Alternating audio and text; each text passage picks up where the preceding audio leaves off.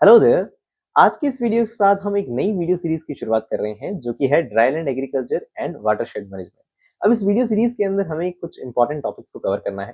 जैसे कि सबसे पहले यानी आज का जो वीडियो है इसके साथ हम शुरुआत कर रहे हैं ड्राईलैंड एग्रीकल्चर के अलग हम देख सकते हैं जो डेफिनेशंस है। साथ में आपको पता होगा कि ड्राई फार्मिंग, ड्राईलैंड एग्रीकल्चर और यहाँ आप कह सकते हैं ड्राईलैंड फार्मिंग और साथ में रेनफेड फार्मिंग, इनके बीच में क्या कंपेरिजन होते हैं। रेनफेड फार्मिंग और ड्राईलैंड एग्रीकल्चर इन दोनों के बीच में भी एक डिफरेंस की टेबल होती है। तो ये ऐसे इंपॉर्टेंट डिफरेंसेस हैं जो हमने हमेशा कभी ना कभी पढ़े हैं और आपको ये पता होना चाहिए कि आने वाले वक्त में कोई भी कॉम्पिटिटिव एग्जाम्स आप देंगे तो उनसे आपको इस टॉपिक से आपको जरूर क्वेश्चंस मिलेंगे। साथ में इस वीडियो के अंदर हम इंपॉर्टेंट फैक्ट्स जानेंगे, अलग अलग हम देखेंगे, डाटा दिए गए हैं, अलग अलग परसेंटेज हैं जो आपको फॉर श्योर याद होने चाहिए, तो उन्हें भी हम याद करने की कोशिश करेंगे। और साथ में जैसा कि मैंने बताया कि कुछ कंपैरिजन की टेबल्स हैं उन्हें भी हम जानने वाले हैं। और साथ में एक इम्पॉर्टेंट बात मैं आपको ये कहना चाहूंगा कि इस वीडियो सीरीज का जो भी वीडियो होगा उसके एंड में मैं आपके सामने कुछ इंपॉर्टेंट प्रीवियस ईयर्स क्वेश्चंस भी रखने वाला हूँ, पीवाईक्यूज रखने वाला हूँ। ये पीवाईक्यू आपके लिए बहुत ज्यादा इंपॉर्टेंट साबित होंगे। हमेशा हर वीडियो में एटलीस्ट 10 पीवाईक्यू होंगे, तो उन पीवाईक्यूज को आप जरूर सॉल्व करें। साथ साथ में उनके आंसर जान लें, उन्हें नोट कर लें, आपके लिए फॉर श्योर आपके एग्जाम में ये हेल्प करने वाले हैं। कौन सा एग्जाम, तो मैं कहूंगा कि आईसीआर की जाए कोई भी एग्जाम हो, और साथ में मैंने यहाँ पे एएफओ एग्जाम में जो क्वेश्चंस पूछे जा रहे हैं, चाहे वो ड्राईलैंड से कुछ रिलेट कर रहे हैं किसी भी तरह से, तो मैंने उसे इस वीडियो में भी रिप्रेजेंट किया है और आने वाले वक्त में भी मैं रिप्रेजेंट करता रहूंगा। तो I am really really really sure कि आने वाले वक्त में ये जो वीडियो सीरीज है वो आपको चाहे कोई भी एग्रीकल्चर का एग्जाम हो आपके लिए जरूर हेल्पफुल साबित होगी।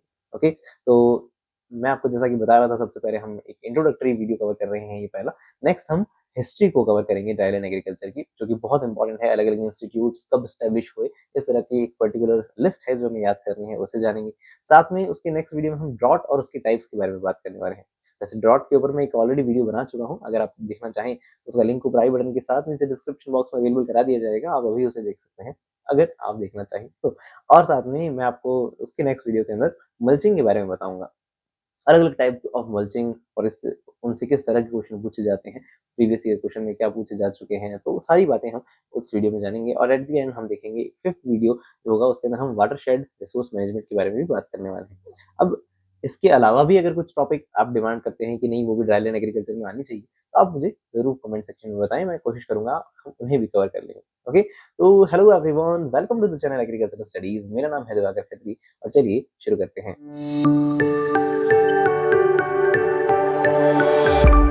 तो जैसा कि मैंने आपको बताया कि इस वीडियो के अंदर हम वेरियस टाइप ऑफ डेफिनेशंस को जानेंगे और साथ में इंपॉर्टेंट फैक्ट्स को जानेंगे। तो यहाँ मैंने इस तरह से प्रेजेंट किया है। सबसे पहले हम इंपॉर्टेंट डेफिनेशंस देखेंगे। डिफरेंसेस बिटवीन यानी हम कहेंगे dry farming, dry land farming और साथ में रेन फेड फार्मिंग, इनमें क्या डिफरेंस है। रेन फेड एग्रीकल्चर और ड्राई लैंड एग्रीकल्चर, इनमें क्या डिफरेंस है। इस तरह की कुछ जो इंपॉर्टेंट टेबल्स हैं उन्हें हम जानेंगे। फिर बाद में इंपॉर्टेंट फैक्ट जानेंगे और साथ में हम at the end previous year question को भी जानने वाले हैं।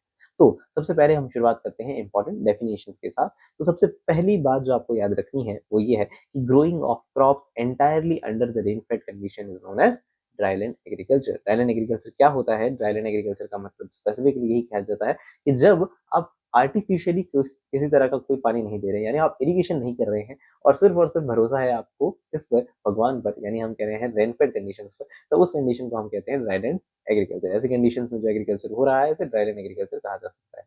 क्लाइमेटोलॉजिस्ट थॉर्नसवेट कहते हैं कि dryland agriculture is defined as in agriculture in those areas where potential evapotranspiration PET, potential evapotranspiration is more than the water supplied by precipitation।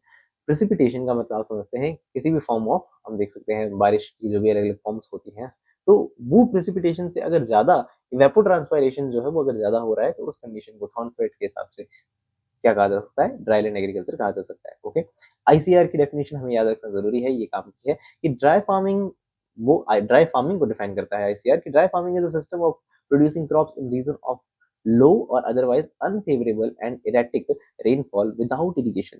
Same वही बात है, अनफेवरेबल कंडीशन में बारिश, सिर्फ बारिश के ऊपर फोकस कर रहे हैं और बिना इरिगेशन के जो एग्रीकल्चर किया जा रहा है। And principally tillage method by conserving soil moisture जो है ऑलरेडी सॉइल में, उस मॉइस्चर को हमें कंजर्व रखना है। And use drought evading and drought tolerant crops and their varieties. हम साथ में किस तरह की वेराइटीज काम में लेंगे? ड्रॉट से रिलेटेड वेराइटीज काम में लेंगे। ड्रॉट की एक पर्टिकुलर मैकेनिज्म से रिलेटेड इंपॉर्टेंट पॉइंट्स जो है आने वाले वक्त में हम वापस एक ड्रॉट के ऊपर वीडियो कवर कर रहे हैं, इस वीडियो सीरीज के दौरान, उसके अंदर हम अच्छे से बात करेंगे। तो याद रखिएगा ये एक डेफिनेशन है ड्राई फार्मिंग की, जो कि रिलेटेड है, जो कि आईसीआर ने की है।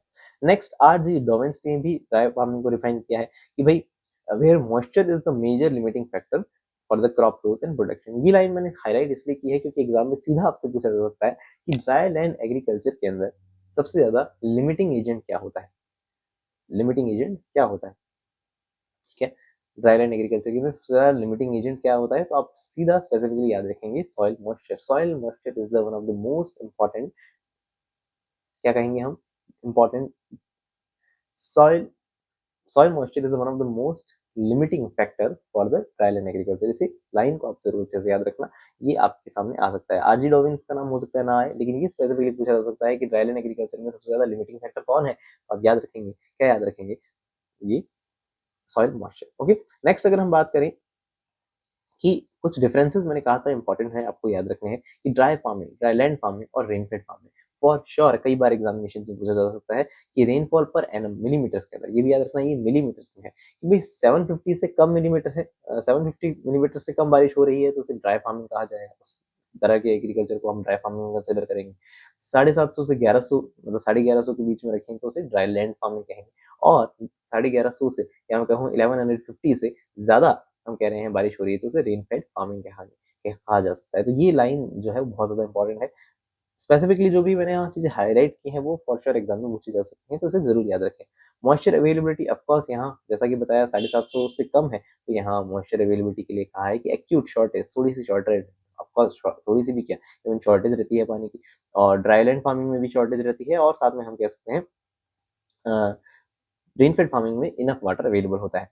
क्रॉप ग्रोइंग सीजन बहुत इंपॉर्टेंट है, क्यों, क्योंकि यहाँ लिया गया है लेस देन 75 डेज। इसके बाद एक और नेक्स्ट टेबल में आपके सामने रिप्रेजेंट करूंगा, तो वहां डेज आप देखेंगे 200 200 के रूप में रिप्रेजेंट किए जाएंगे। तो अच्छे से याद रखना, इसलिए मैंने यहाँ से हाईलाइट करने की कोशिश की है कि जब 200 से कम, सॉरी 75 डेज से कम डेज में cropping season represent, crop growing season represent किया गया है, तब इसे ड्राई फार्मिंग के अंदर कंसिडर कर रहे हैं। और 75 टू 120 डेज है तो उसे ड्राई लैंड फार्मिंग के अंदर कंसिडर कर रहे हैं। और 120 से ज्यादा है तो उसे हम रेनफेड फार्मिंग के रूप में कंसिडर कर रहे हैं। ग्रोइंग रीजन की बात करें तो ये एरिड, सेमी एरिड और ह्यूमिड रीजन जो हम ग्रोइंग रीजन के अंदर कंसिडर किए जाते हैं। ओके, तो ये तीनों भी याद रखना, एरिड, सेमी एरिड और यहाँ पे ह्यूमिड। नेक्स्ट है क्रॉपिंग सिस्टम्स। यहाँ सिंगल क्रॉप के साथ में इंटर क्रॉपिंग हो सकता है, यहाँ भी सेम है, लेकिन यहाँ इंटर क्रॉपिंग के साथ में मल्टी क्रॉपिंग को भी रिप्रेजेंट किया जाएगा, क्योंकि रेनफेड फार्मिंग है तो पानी की अवेलेबिलिटी ज्यादा एक्सपेक्ट की जा रही है।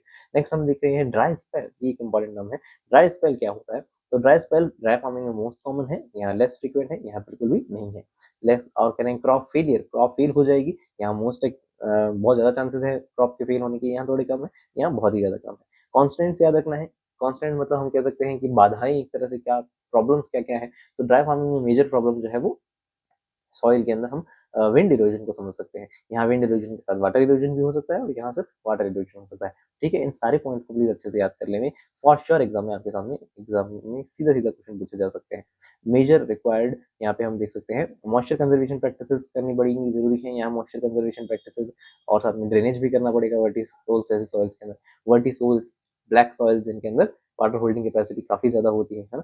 और नेक्स्ट हम देख रहे हैं प्रॉपर ड्रेनेज की आवश्यकता है रेनफेड फार्मिंग के अंदर। तो ये चार्ट मुझे लगता है कि आपने फॉर श्योर आपने बीएससी के अंदर, एमएससी के अंदर कहीं ना कहीं आपने जरूर पढ़ा होगा, और अच्छे से याद करने के लिए आपने शुरुआत की 3 पॉइंट्स तो फॉर श्योर याद रख ही रखे होंगे। तो यही वास्तव में बहुत ज्यादा इंपॉर्टेंट है कॉम्पिटेटिव एग्जाम्स के लिए भी, और हमेशा हमेशा हमेशा के लिए याद रखें, बहुत जरूरी। जैसा कि एक टर्म आई थी ड्राई स्पेल, ड्राई स्पेल क्या होता है, तो अच्छे से याद रखेंगे नंबर ऑफ कंटिन्यूअस डेज, ऐसे कंटिन्यूअस डेज जिसमें बारिश नहीं होगी उसे ड्राई स्पेल कह सकते हैं। मानसून आ गया, एक बार बारिश हो गई, अब उस एक बारिश के बाद जो दूसरी बारिश है उसके बीच में मान लेते हैं 7 दिन का गैप आ गया, 7 दिन तक बारिश हुई ही नहीं, तो इस 7 दिन के गैप को हम क्या कह सकते हैं, ड्राई स्पेल कह सकते हैं। ठीक है, जबकि वेट स्पेल क्या होगा, समझते हैं आप, कि वो लगातार दिन जब बारिश हुई उसे वेट स्पेल कहा जा सकता है, राइट। तो ये भी डेफिनेशन आप जरूर याद रखें। नेक्स्ट हम देख सकते हैं कि classification of rainfall zones in India, इसे जरूर याद रखें कि लेस देन 500, 500 मिलीमीटर, ये 500 मिलीमीटर एक इंपॉर्टेंट टर्म है, याद रखना। कई बार आपको बुक्स में भी लिखा हुआ दिख जाएगा कि 500 मिलीमीटर से कम बारिश हो रही है, उस रीजन को हम क्या कह सकते हैं, उस जोन को हम क्या कह सकते हैं, एरिड जोन कह सकते हैं। तो 500 मिलीमीटर से कम बारिश होने पर किसी एनुअली एनुअली अगर 500 मिलीमीटर से भी कम बारिश हो रही है तो उसे एरिड जोन कहा जा सकता है। 500 से 750 हो रही है तो उसे सेमी एरिड कहा जा सकता है। 750 से 1100 हो रही है तो उसे ड्राई सब ह्यूमिड कह सकते हैं। और 1100 से 1400 के बीच में उसे मॉइस्ट सब ह्यूमिड कह सकते हैं। और 1400 से ज्यादा भी उसे ह्यूमिड रीजन कहा जा सकता है। तो इन जोन्स को आप जरूर याद रखें, ये इंपॉर्टेंट है। साथ में नेट सोन एरिया भी हमें यहाँ रिप्रेजेंट किया गया है, which is not so important. और रेनफॉल का स्टेटस भी दिखाया है, which is not so important. लेकिन इन्हें आप जरूर याद रखेंगे, मैच द फॉलोइंग के रूप में आपके सामने एग्जाम में आ सकते हैं। ओके, तो इसे याद जरूर रखेंगे। और ये आपको यहाँ मैप पे मैंने इन सभी चीजों को रिप्रेजेंट करने की कोशिश की है कि एरिड, सेमी एरिड और ड्राई सब ह्यूमिड, मोइस्ट सब ह्यूमिड और ह्यूमिड, वो सभी किस तरह से मैप को रिप्रेजेंट कर सकते हैं। तो जैसा कि आप देख सकते हैं, एरिड और सेमी एरिड रीजन मुझे लगता है सबसे ज्यादा है इंडिया के अंदर। तो यहाँ ये जोन जो है वो सबसे बड़ा जोन एरिड और सेमी एरिड वाले रीजन का। नेट सोन एरिया यहाँ पे दिखाया गया है 16 to 17%। सोइंग सबसे ज्यादा किस के अंदर दिखाई गई है, तो ड्राई सब ह्यूमिड 35 वाले के अंदर दिखाई गई है। ओके, चलो नेक्स्ट अगर हम देखें तो वो है एस्केप। एस्केप मुझे बहुत इंपॉर्टेंट लगता है, क्यों? क्योंकि यहाँ पे स्पेसिफाई किया गया है कि United Nations economics and social commission for Asia and the Pacific, इन्होंने, इस ऑर्गेनाइजेशन ने क्या किया है, एस्टेब्लिश किया है ड्राईलैंड एग्रीकल्चर और साथ में हम देख सकते हैं रेनफेड फार्मिंग को। ड्राईलैंड फार्मिंग और रेनफेड फार्मिंग को। अब ड्राई फार्मिंग को अलग से नहीं बता रहे, ड्राई फार्मिंग को टाटा बाय बाय कह दिया गया है, सिर्फ ड्राईलैंड फार्मिंग और साथ में रेनफेड फार्मिंग को बताया गया है। यहाँ स्पेसिफाई किया गया है कि अगर 800 मिलीमीटर से कम है बारिश तो उसे ड्राईलैंड फार्मिंग कह दो। 800 मिलीमीटर से ज्यादा है तो आप उसे रेनफेड फार्मिंग कह दो।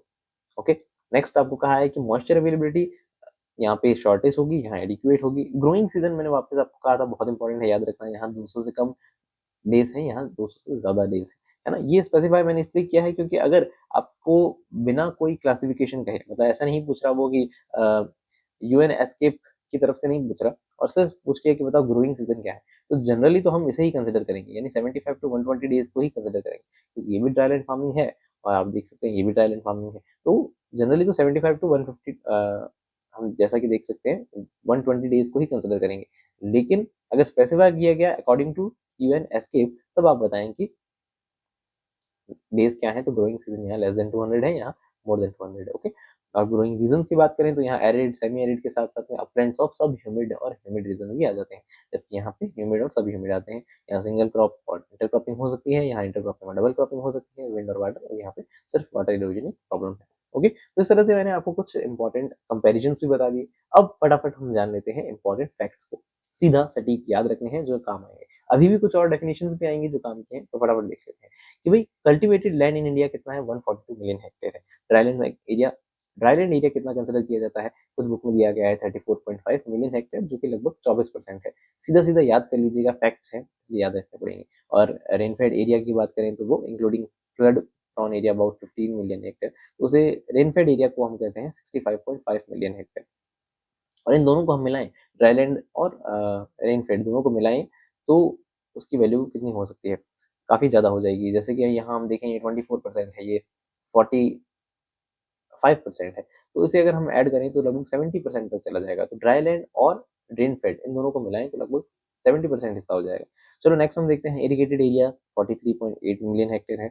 Percentage area under the rainfed and dryland दोनों को मिलाएं तो मैंने जैसा कि बताया लगभग 70% हो जाएगा, तो वो 69.5% हो सकता है।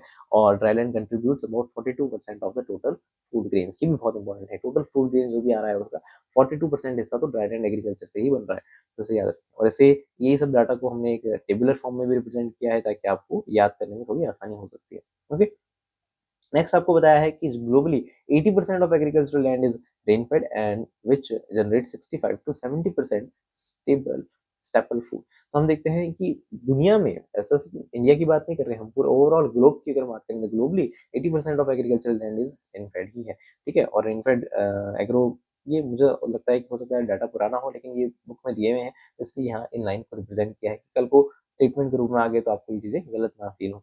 हाँ? और rainfed agro ecosystem in India covers arid, semi-arid and subhumid regions which represent more than 70%। यहाँ इन्होंने more than 70% भी represent कर दिया, जबकि वैसे अप्रॉक्स वैसे है ये 70% ही। more than 70% of the geographical area, around 66% of the 142 million hectare area is in the rain-fed condition। okay, और नेक्स्ट हम बता रहे हैं कि नियरली 55% ऑफ राइस, है ना, ये अलग अलग क्रॉप के हिसाब से भी दिया है कि राइस का 55%, कोरस ग्रीन तो लगभग 91% और 90% यहाँ पल्सेस रिप्रेजेंट किया है, 85% ऑयल सीड, 65% कॉटन, ये सारे जो है रेनफेड कंडीशंस के अंदर उगाए जा रहे हैं। और एक स्टेटमेंट दिया जाता है कि in developing countries like India under rainfed condition green yields are around 1.5 ton compared to 3.1 ton under the irrigated condition। तो मतलब irrigated condition से आधी yield मिल रही है हमें ड्राईलैंड एग्रीकल्चर से। हाँ, तो इस बात को याद रखें। और एक स्टेटमेंट मैंने कई बार बुक्स में देखा है, तो इसे भी मैंने यहाँ मेंशन कर दिया है, तो आप याद रखें कि 3 hectare of dryland crop produce cereal grain equivalent to that produced in 1 hectare irrigated land.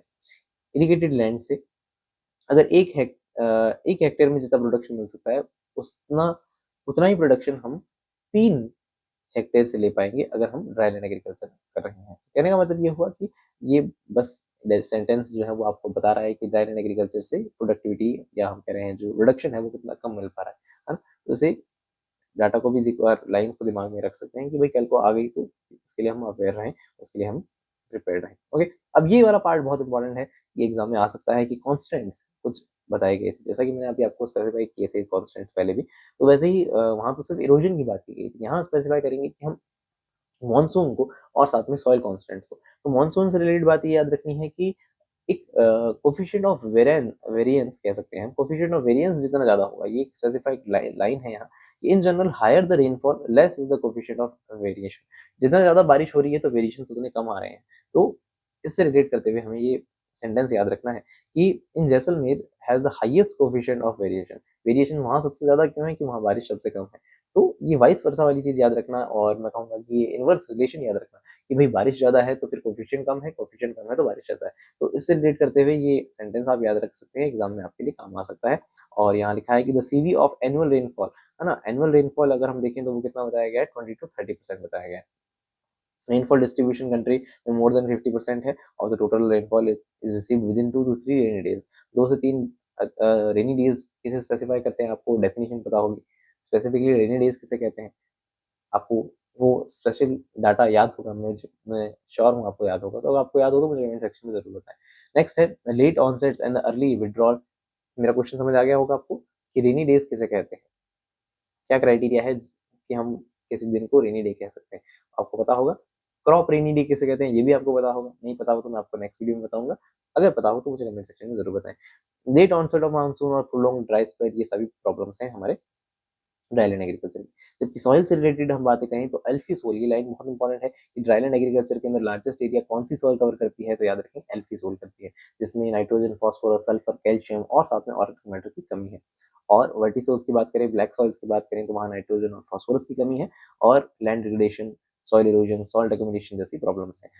इंसेप्टिसोल जो कि ओवरऑल इंडिया में सबसे बड़ा हम देख सकते हैं एरिया कवर करती है, इंडिया में सबसे ज्यादा डोमिनेटिंग सॉइल ऑर्डर कौन सा है, इंसेप्टिसोल है, ये आप जानते होंगे। तो उसके अकॉर्डिंग याद रखना inceptisols have low water and water holding capacity and nutrient holding capacity.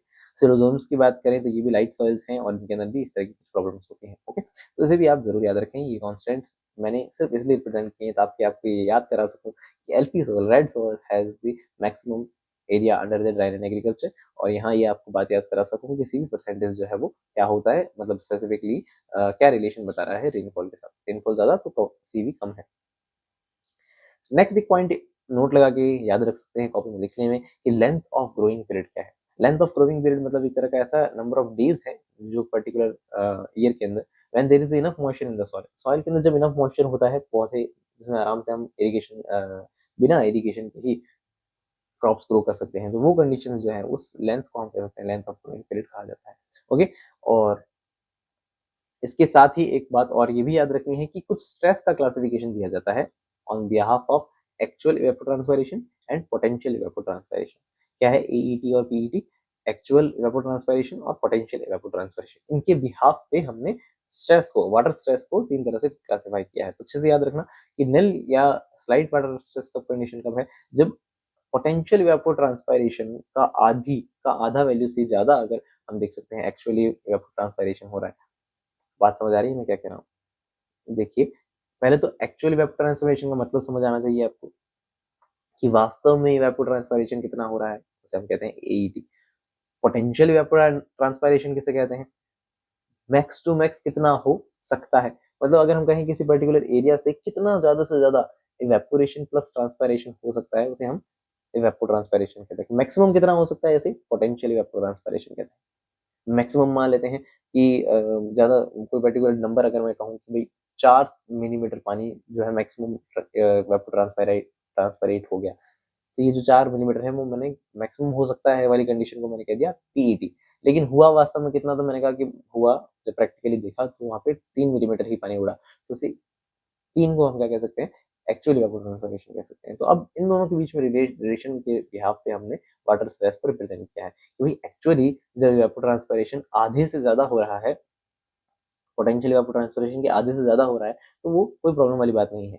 लेकिन अगर हम कहें एक्चुअली ये इवेपोट्रांसपिरेशन वो आधे से तो कम है, लेकिन एक चौथाई से ज्यादा है, एक चौथाई से ज्यादा है और आधे से कम है, तो उस कंडीशन को हम मॉडरेटली ड्रॉट के कंडीशन में कंसिडर करेंगे। और एक्चुअल पोटेंशियल इवेपोट्रांसपिरेशन 1/4 से भी ज्यादा हो रहा है, तो उस कंडीशन में हम उसे सीवियर ड्रॉट कहेंगे। तो इससे इस तरह से कह सकते हैं कि कम एक्चुअल वेपोट्रांसपायरेशन हो रहा है, 25% से भी कम एक्चुअल वेपोट्रांसपायरेशन हो रहा है, तो मतलब पानी की कमी है उस जगह पे, तो उस कंडीशन में सीवियर ड्रॉट वाली कंडीशन कही जा सकती है वो।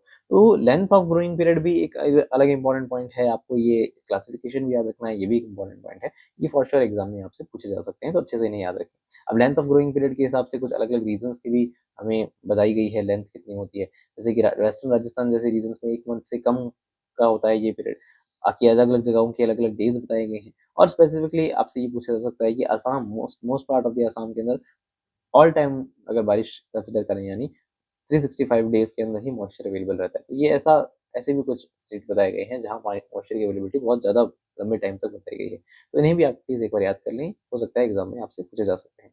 तो अब फटाफट से हम कुछ प्रीवियस ईयर क्वेश्चन देख लेते हैं, ताकि आपके लिए ये वीडियो और ज़्यादा हेल्पफुल रह सके। ओके, और इसी तरह से नेक्स्ट वीडियोस के अंदर भी हम नेक्स्ट वीडियो के अंदर हम हिस्ट्री की बात करेंगे और साथ में प्रीवियस ईयर क्वेश्चन को भी जानेंगे। हर वीडियो में मैं कुछ प्रीवियस ईयर क्वेश्चन रखूंगा, आपके लिए फॉर श्योर हेल्पफुल रहेंगे। तो अब बात करते हैं, drought prone area programme was started during, DPAP कब आया? तो वैसे तो स्पेसिफिकली आपको ये ईयर याद रखना हो तो याद रखेंगे 1973 टू 1974, ठीक है। लेकिन यहाँ तो वो दिया ही नहीं है, 73 74 दोनों ही नहीं है, तो फिर हम कौन सा ऑप्शन चूज कर सकते हैं, समझ सकते हैं। तो एक बार अपना आंसर आप दिमाग, वैसे तो मैंने बोल ही दिया आंसर, तो इस तरह से आप एक बार नोट कर लेंगे और नेक्स्ट का भी अपना आंसर ट्राई करने की कोशिश करें, फिर मैं आपको आंसर रिवील करता हूँ। ओके, नेक्स्ट के अंदर हमें एरिडिटी इंडेक्स की भी आपको पूछा गया है कुछ। एरिडिटी इंडेक्स ये पोटेंशियल इवेपोरेशन और actual evaporation upon potential evaporation, इस तरह का एक फॉर्मूला भी आप कॉपी में लिख लेंगे, हो सकता है आने वाले वक्त में कभी काम आ जाए। तो ये कह रहे हैं कि ड्रॉट वाली कंडीशंस जो हैं उसके बिहाफ पे एरिडिटी क्लासेस बताई हैं कि non arid, mild arid, moderate arid और सीवियर एरिड। तो इसमें कौन से इंडेक्स वैल्यूज जो है वो सेट होगी, वो आपको देखना है। ओके, तो अपना आंसर सोच लें, मैं 5 सेकंड रुक रहा हूँ। 5 4 3 2 1। अब मैं आंसर रिवील कर देता हूँ। ओके, तो आंसर कुछ इस तरह से है। देखिए 1970 को क्यों चूज किया था, क्योंकि वो 1973 से 74 में था, तो इसलिए इसका आंसर थर्ड है और इसका आंसर सेकंड है। यानी हम कहेंगे कि अगर आप अपने आप जब सॉल्व कर रहे होंगे तो आई होप आपने समझा होगा कि भाई सबसे कम वाली चीज को नॉन एरिड में रख लो, फिर बाद में अरेंज तो करना है, फिर नेक्स्ट बड़ी जो चीज है वो माइल्ड में लगा दो, मॉडरेट में उससे बड़ी वैल्यू लगा दो और सबसे बड़ी वैल्यू सीवियर में लगा दो। तो इस तरह से जब आपने अरेंज किया होगा तो आई थिंक आपको मिल गया होगा आंसर। तो ये बस क्वेश्चन के भी आप याद रखना कि पहले आया हुआ है कभी, आई थिंक ये जेआरएफ एग्जामिनेशन में आया हुआ है एग्रोनॉमी पे 2000 आई थिंक 22 का पेपर था या न जाने कौन सा पेपर था ये, लेकिन मैंने प्रीवियस ईयर क्वेश्चन से ही उठाया है। नेक्स्ट है, which of the following is the radiation reflecting anti transparent? Anti transparent को नेक्स्ट वीडियोस में आने वाले वक्त में कवर करेंगे अलग से, लेकिन अभी आप बताएं कि कौन सा रेडिएशन रिफ्लेक्टिंग है, क्या सर रिफ्लेक्टिंग टाइप है, केओलिन, मोबिलिफ? अपना आंसर सोच लें आप इन दोनों क्वेश्चन के, मैं फिर आपको आंसर रिवील करता हूँ। 5 4 3 2 1, आंसर्स रिवील कर रहा हूँ। ओके, तो answers are like this. Kaolin जो है उसका 5% सॉल्यूशन अगर आप स्प्रे कर रहे हैं तो वो रिफ्लेक्टिंग टाइप होगा, और साथ में असर्शन रीजन के अंदर ये था कि ये जो है इस बात को सेटिस्फाई कर रहा है, कैसे कि break of monsoon as at critical stages for soil moisture stress leads to reduction in the yield. बिल्कुल, अगर क्रिटिकल स्टेजेस पे पानी नहीं मिलेगा तो यील्ड तो कम होगी ही भाई। और only when the break of monsoon exceed 50 days duration और मोर, 15 दिन से भी ज़्यादा बड़ी ड्यूरेशन क्रिएट हो रही है, उसके कारण हम देख सकते हैं कि यील्ड रिडक्शन हो सकता है। Only when the break of monsoon exceed 15 दिन से भी बड़ा हो गया। वैसे तो वही सच से बताएं तो एग्जैक्ट इसका रीजन ये नहीं होना चाहिए कि भाई ऐसा नहीं है कि break of monsoon at critical stages for soil moisture stress leads to reduction in yield because only when the break of monsoon exceed 50 days। exactly इसका आंसर ये सेटिस्फाई नहीं है, बट आंसर की मैं इसका आंसर फर्स्ट दिया हुआ था, तो इसलिए मैंने इसको एक बार बताया, आपको आंसर इसका फर्स्ट है। पर मुझे पर्सनली लगता है कि इसका आंसर एक तरह से कह सकते हैं कि अच्छा, इसका एक्सप्लेनेशन ये नहीं है तो फिर वो भी मुझे लगता है सेट नहीं है, तो इसका आंसर शायद फर्स्ट ही होना चाहिए, तो इसका आंसर फर्स्ट ही सही माना जाएगा। अच्छा, और अगर एंटी ट्रांसपेरेंट के बारे में नहीं जानते हैं तो मैंने यहाँ इसकी इन्फॉर्मेशन भी रख दी है कि स्टोमेटा क्लोजिंग होता है, फिल्म फॉर्मिंग होते हैं, रिफ्लेक्टेंट टाइप होते हैं और ग्रोथ रिटार्डिंग होते हैं। तो इन सभी के एग्जांपल्स फॉर श्योर याद कर लेना, एग्जाम में आ चुके हैं, आए बहुत बार आ चुके हैं और बहुत बार आते रहेंगे, अच्छे से याद रख लेना। इसका आंसर अपने आप गैस करें आप, मैं इसका आंसर रिवील करता हूँ। 5 4 3 2 1, let me reveal the answers. Answer is first. हाँ, जैसे इन ईयर्स को याद रखना, नेक्स्ट वीडियो में हम जब हिस्ट्री ऑफ ड्राईलैंड एग्रीकल्चर करेंगे तब उस दौरान ये सभी वापस आएंगे ना, तो आपको अच्छे से याद रखना है। ओके, नेक्स्ट है, इसका भी आप आंसर गैस करें क्या होना चाहिए, क्या दोनों स्टेटमेंट सही है या एक सही है, कौन सा गलत, तो आप थोड़ा जज करें। 5 4 3 2 1, let me reveal the answers. Answer is third. देखिए, इसमें बताया है कि सेकंड स्टेटमेंट फॉल्स है, जो कि मुझे पर्सनली सही नहीं लगता। देखिए, ऑफिशियल आंसर की जो है वो मुझे बताना मुझे लगता है इंपॉर्टेंट है, तो मैं ऑफिशियल आंसर की के हिसाब से बताऊं तो इसका आंसर थर्ड दिया गया था, लेकिन मुझे लगता है कि ये दोनों स्टेटमेंट सही है। अकॉर्डिंग टू मी मुझे लगता है कि दोनों ही स्टेटमेंट सही है, लेकिन आप अपना सजेशन मुझे कमेंट सेक्शन में बताएं कि क्या आपको क्या लगता है कि आपका आंसर क्या होना चाहिए, तो मुझे कमेंट सेक्शन में सिक्स आंसर जरूर डिस्कस करिएगा। ओके, तो plant can tolerate drought either by mitigating the actual stress or by showing a high degree of tolerance to stress. बिल्कुल वैसा कर सकते हैं प्लांट। तो plant tolerate the stress by showing resistance to dehydration and by preventing the leaf collapse. Leaf collapse होने से अगर वो रोक लें अपनी, और परमिट करें plants to maintain high internal water potential, अंदर पौधे के वाटर पोटेंशियल ज्यादा रहे तो पौधे के अंदर पानी ज्यादा होगा, तो ऐसी कंडीशंस में, ड्रॉट वाली कंडीशंस में वो सर्वाइव कर सकता है। तो मुझे लगता है ये सेकंड स्टेटमेंट सही है, लेकिन आईसीआर ने इसका रियल आंसर जो है वो थर्ड माना है। अगर आपको लगता है कि हाँ थर्ड ही होना चाहिए, उसका क्या रीजन है, अगर आपको ज्यादा अच्छे से पता चले तो उसका मुझे आंसर कमेंट सेक्शन में जरूर बताएं। आप क्या सोचते हैं जरूर बताएं। नेक्स्ट है सेवंथ ओशन की, ऐसा rainfall in when rainfall is inadequate to meet the evaporation losses usually occurs in the humid region। humid regions के जहाँ बारिश अच्छी खासी होती है वहां पे ड्रॉट आ जाए तो उसे क्या कहेंगे, उसे क्या कंटिंजेंट, मेटेरोलॉजिकल, परमानेंट या इनविजिबल ड्रॉट, क्या आंसर बताऊं? आंसर इज इनविजिबल ड्रॉट, याद रखना। ओके, ये इंपॉर्टेंट है, ड्रॉट वाले वीडियो में हम कवर करेंगे वापस। Actual vapour transformation equals maximum vapour transformation कब बराबर हो जाएगा? एईटी पीईटी के बराबर कब हो सकता है? जब ये दोनों ही कांस्टेंट हट जाए, तो सॉइल मॉइस्चर कांस्टेंट और अदर फैक्टर्स अगर हट जाए, यानी दोनों ही फैक्टर्स अगर हट जाए तो दोनों बराबर हो सकते हैं। नेक्स्ट पूछा है कि कोन्या, इडुक्की, गोविंद सागर और हीराकुड, हीराकुड ये सारे जो हमें इरिगेशन प्रोजेक्ट हैं बताया है कौन से स्टेट में चले हैं, तो मुझे एक ही वास्तव में याद है इरिगेशन प्रोजेक्ट, जो कि है हीराकुंड। ये हीराकुंड कहाँ है? उड़ीसा में है। डी का फोर्थ मुझे अच्छे से याद है और वो एक ही ऑप्शन में दिया है, तो answer should be the first one. Okay, तो इससे रिलेटेड और भी इंफॉर्मेशन मैंने यहाँ रख दी है, बहुत ही इंपॉर्टेंट है, याद रखना कि भाखड़ा नागर प्रोजेक्ट जो है वो किस रिवर पे चल रहा है? पहली बात तो सतलुज पे चल रहा है, मतलब सतलुज नदी पे है। और बेनिफिशियल स्टेट कौन है? पंजाब, हरियाणा, राजस्थान और हिमाचल प्रदेश है। हीराकुंड जिसे हम कह रहे हैं डैम, वो महानदी महान मेहंदी, सॉरी मेहंदी है, मेहंदी रिवर और उड़ीसा में है, अभी जिसकी बात करी हमने। और नागार्जुन सागर प्रोजेक्ट ये कृष्णा रिवर पे, कहाँ? आंध्र प्रदेश में। तेहरी डैम ये भागीरथी रिवर पे उत्तर प्रदेश में है। तो ये स्पेसिफिकली डैम्स मुझे लगता है बहुत ही ज्यादा इंपॉर्टेंट है, एग्जाम में पूछे जा सकते हैं, इसलिए इनकी इन्फॉर्मेशन यहाँ रखी है मैंने। ये भी बहुत इंपॉर्टेंट है कि टॉलेस्ट डैम इंडिया का कौन सा है? सबसे लंबा डैम अगर हम बात करें तो वो तेहरी डैम ही है, उत्तराखंड में है, जो कि वास्तव में भी यहाँ पे उत्तर प्रदेश में लिखा है ना, यहाँ उत्तराखंड है, तो ये नए डाटा के हिसाब से आई थिंक उत्तराखंड आएगा, मेंशन किया जाएगा, सही है। नेक्स्ट है लॉन्गेस्ट अर्थन डैम जो है वर्ल्ड का दुनिया का अर्थन डैम लॉन्गेस्ट कौन सा है? तो वो हीराकुंड उड़ीसा का है, याद रखना। ये स्पेसिफिक इन्फॉर्मेशन है, एग्जाम में पूछी जा सकती है। हाईएस्ट ग्रेविटी डैम कौन सा है? भाखड़ा नागर है, और इट्स ओन वेट के ऊपर स्टेबल है, जो कि। और रिहांद में वाला hold largest volume of water, ठीक है। और longest catchment area Sardar Sarovar, जो कि गुजरात में है। हाँ, तो इसे सभी को याद रखना बहुत ज़रूरी है। ओके, और एट द एंड एक क्वेश्चन मैं आपके ऊपर छोड़ रहा हूँ कि अकॉर्डिंग टू क्रीडा डिप्लॉइंग का क्या मतलब होता है? इसका आंसर मैं आपको नेक्स्ट वीडियो में बताऊँगा। अगर आप जानते हो इसका आंसर तो मुझे कमेंट सेक्शन में ज़रूर बताएँ। क्रीडा क्या है उसका फुल फॉर्म भी बताएँ, क्रीडा कब एस्टैब्लिश हुआ ये भी बताएँ और इसका आंसर क्वेश्चन का क्या है वो मुझे कमेंट सेक्शन में ज़रूर बताएँ। And I really hope this video will be helpful for your examination और आने वाले नेक्स्ट वीडियोज़ भी फॉर श्योर आपको आईसीआर, जेआरएफ, एसआरएफ, एएफओ किसी भी तरह का एग्जाम जिसके अंदर ड्राई लैंड एग्रीकल्चर मेंशन है तो फॉर श्योर ये आपके लिए हेल्पफुल रहेंगे। तो मिलते हैं नेक्स्ट वीडियो के अंदर, तब तक के लिए बाय बाय, टेक केयर।